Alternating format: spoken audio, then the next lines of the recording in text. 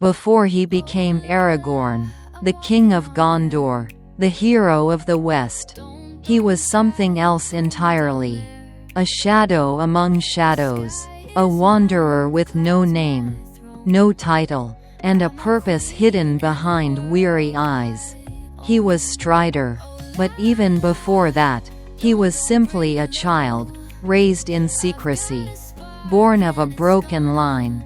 Destined to walk a path long forgotten by most in Middle-earth.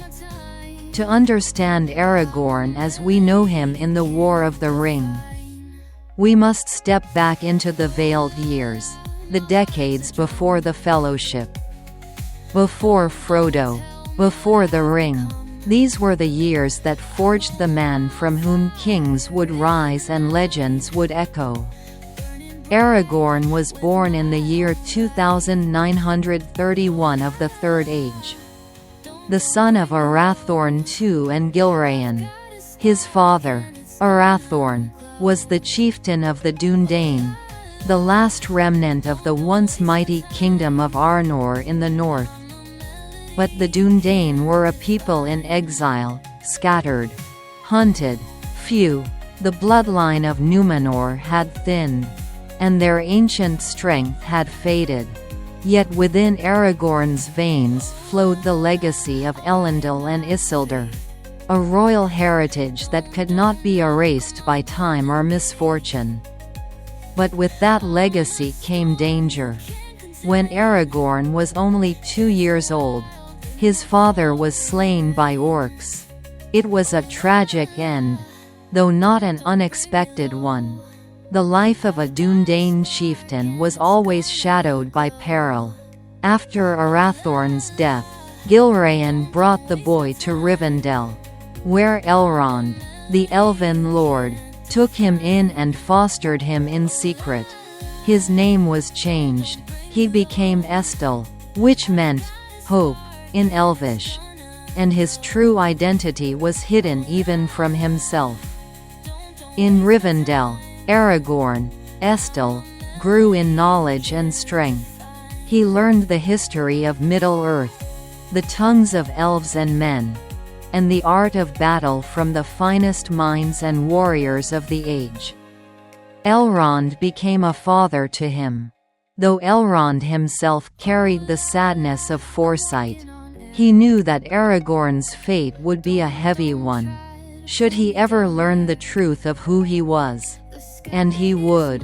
At 20, Aragorn was told of his heritage.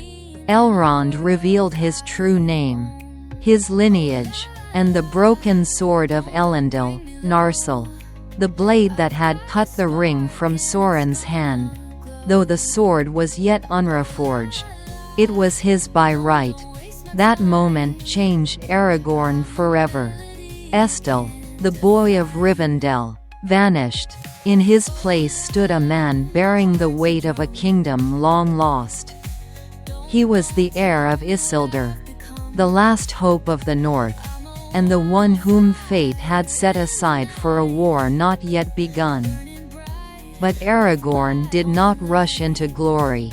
There were no banners, no armies to command. His people, the Rangers, remained scattered and hidden. He left Rivendell to wander the wild. It was then he took the name Strider, a name whispered with unease in the taverns of Bree. A name spoken with respect by those who knew the darkness of the world. He became a hunter of the servants of the shadow, a silent guardian of lands that no longer recognized his bloodline. He defended the free peoples from afar, watching over villages, protecting travelers, waging secret war against the rising evil in the east. It was during these years that Aragorn met Gandalf. The wizard saw in him not just a warrior, but a leader, one whose loyalty and humility could stand against the corrupting power of the ring. The two became allies and close friends. Gandalf entrusted Aragorn with many dangerous tasks, to track rumors of dark things moving in the wilderness, to uncover spies of Sauron, and most importantly, to keep watch over the Shire, though the hobbits did not know it. Strider traveled far, farther than most would imagine. He journeyed deep into the lands of the east, into the Harad, and even into the far south. He served in disguise under the banners of Gondor and Rohan, learning the ways of their peoples, their strengths and their weaknesses. In Gondor, he fought under the name Thorongil, Eagle of the Star, and his feats became legend. He once led a daring raid upon the corsairs of Umbar, destroying their ships and burning their harbor. Yet when victory was his, he left quietly, refusing reward or recognition. Why did he live such a life of secrecy and toil? Because Aragorn knew that his time had not yet come. He could not claim a crown while Sauron remained. He would not rise to power while the people of Middle-earth still whispered the name of Isildur with bitterness and fear. For it was Isildur who had kept the ring. And it would be Aragorn who would redeem that legacy, or die in the attempt. And amid this journey of warfare and wandering, there was love. Arwen Undomiel, daughter of Elrond, called Evenstar of her people, saw Aragorn not as a ranger, but as the man he truly was. Their love was forbidden by tradition. Elves did not easily give their hearts to mortals. And Elrond would not see his daughter suffer the same fate as Luthien, who had loved the mortal Baron and faded from the world. Yet Aragorn and Arwen made a choice. In the quiet woods of Lothlorien, under the golden leaves of Kara's Galadhon, they pledged their hearts to one another. Arwen chose mortality, for him. And Aragorn vowed to be worthy of that sacrifice. That vow became the fire that guided him in the darkest nights. He returned to the north, taking command of the Dúnedain.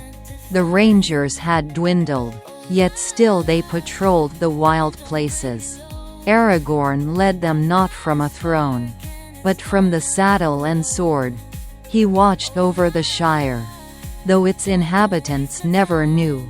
When Bilbo Baggins vanished after his 11th birthday, it was Aragorn who helped Gandalf search the lands for answers. When rumors of the Nazgul reached the north, it was Aragorn who first moved to intercept them. And when the time came, when the ring was passed to Frodo Baggins, and the road to Mordor reopened, Aragorn was ready. He met the hobbits in Bree, under the guise of Strider. He was a shadow in the corner of the prancing pony, mysterious and dangerous. Yet behind the wary eyes was a man who had waited decades for this moment. The final chapter of his journey had begun.